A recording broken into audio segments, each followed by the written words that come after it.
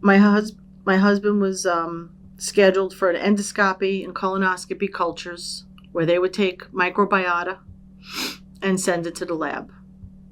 And in the meanwhile, we just waited. It takes anywhere from 1 to 4 weeks for something to grow in the lab. And while we waited, every week he was rushed to the hospital. But it was a little bit more complicated because we weren't going to local hospitals. I was driving him to the hospital in Staten Island where he would be admitted for pancreatitis and high blood sugar and low blood sugar. It was just insane. While he was in the hospital, they found that he had 3 fermenting yeast cultures and 2 fermenting bacteria. And they also found with the sensitivity test that the medications he was given prior would have never killed these strains. In fact, one of them was rare, and the only way that they were going to be able to kill the yeast and bacteria in his body was to do a daily IV treatment of a broad spectrum antifungal, and we'd have to do this at home, which we did. By this time, the DUI court date was coming up, and we had presented all of this information to our attorney, and he was able to successfully have the charges dropped. Not everyone with this medical condition that is arrested has that good of an outcome, and that's sad. I don't think our country, or any country for that matter, was prepared or could even imagine that the human body can do this.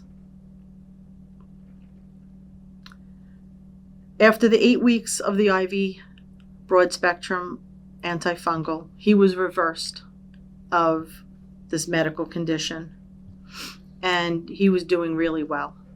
We were able to get married. We had to postpone our honeymoon.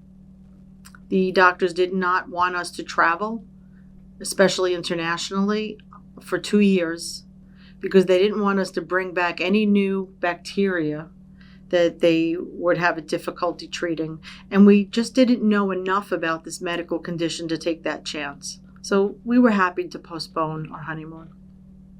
What we didn't realize is that if he were to take another antibiotic, he would relapse with this medical condition, with the overgrowth of yeast and bacteria. Unfortunately, for the next 3 years, he needed an antibiotic either for an illness or abscess, dental abscess, or some medical condition that required an antibiotic.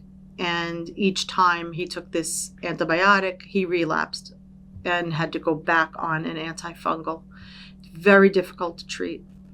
One of the biggest misconceptions with auto-brewery syndrome is, oh, you just change your diet, you just don't eat carbs, and you'll starve the yeast or you'll starve the bacteria. That's not true. You have to kill the organisms that are fermenting.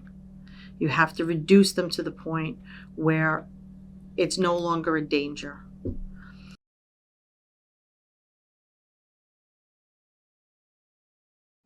For more information, case studies, and to make a donation, go to www.autobrewery.info.